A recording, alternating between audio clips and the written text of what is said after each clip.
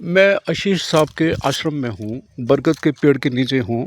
इनके पास 10 गायें हैं और ये जो सुख भोग रहे हैं, वो सुख भोगने के साथ साथ हेल्थ के लिए दूध सही है, पानी यहाँ का सही है, हवा में ऑक्सीजन है।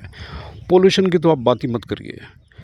पूरे एरिया में कभी ये रोड पर ही इनका आश्रम है, कभी 10 मिनट में, 15 मिनट में, 20 मिनट में, आधे घंटे में कोई टू व्हीलर जाएगा बस। ऐसी जगह में आशीष साहब रह रहे हैं जहाँ पर रहने के बाद हेल्थ में कोई इशू नहीं है। अब इनसे वार्तालाप मैं ये करता हूँ, मेट्रोपोलियन सिटी में लोग 2 करोड़ की कार लेके खुश हैं, 5 करोड़ का घर लेके खुश हैं।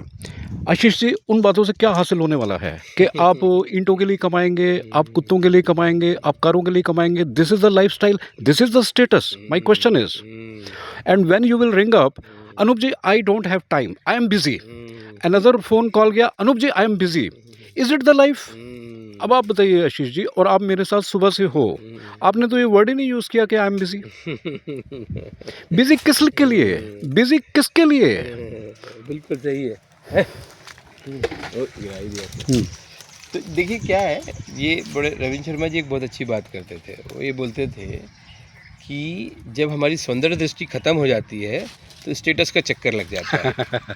तो सौंदर्य दृष्टि आज हमारी पूरी खत्म हो गई। हमको ये पता ही नहीं है कि क्या हमको अच्छा लगता है, क्या हमारे लिए बढ़िया है, किस तरह की चीज़ें हमारे लिए बढ़िया है। तो फिर हमको केवल जो कंपैरिजन रह जाता है वो केवल पैसों का रह जाता है कि भाई जब ये आश्रम आप इस तरह से देख रहे हैं, आप दिखाइए जरा आप सब लोगों को, कितना शानदार है। अब इसका क्या कंपैरिजन करेंगे? कोई कंपैरिजन नहीं है। जिस तरह की चीज़ें हैं, जिस तरह से चीज़ें बनी हुई हैं, इतना सुंदर पेड़ों के बीच में से छन के उसमें सब पूरा जा रहा है, तो ये जब चीज़ कोई देखता है तो एक अलग तरह की चीज़ होती है। तो जब आपके पास नहीं होता है तो कोई और डिसाइड करता है। हाँ, इंटीरियर डिज़ाइनर आएगा, वो बताएगा कि आपको कैसा घर चाहिए। आर्किटेक्ट आएगा, वो बताएगा कि आपका घर किस तरह से होना चाहिए। फैशन डिज़ाइनर आएगा, वो बताएगा कि आपको क्या कपड़े पहनने हैं। ड्रेस डिज़ाइनर बताएगा कि आपके कैसे क्या होंगे। आपके फैशन ये हेयर स्टाइलिस्ट बताएगा कि आपका बाल कैसे होने हैं। तो ये सारी चीज़ें हमको पता ही नहीं, हमारी सौंदर्य दृष्टि नहीं है।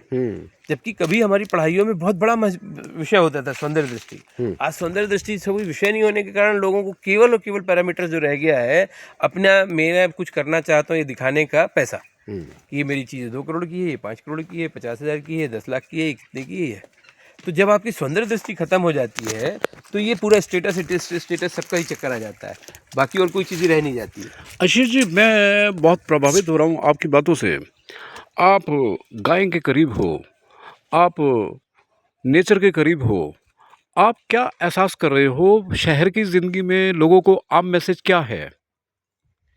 मेरा मैसेज ये है कि वो तो एक जीवन शैली है, उसके बारे में आप जानते ही हैं, लेकिन उसके अलावा भी एक जीवन शैली एग्जिस्ट करती है।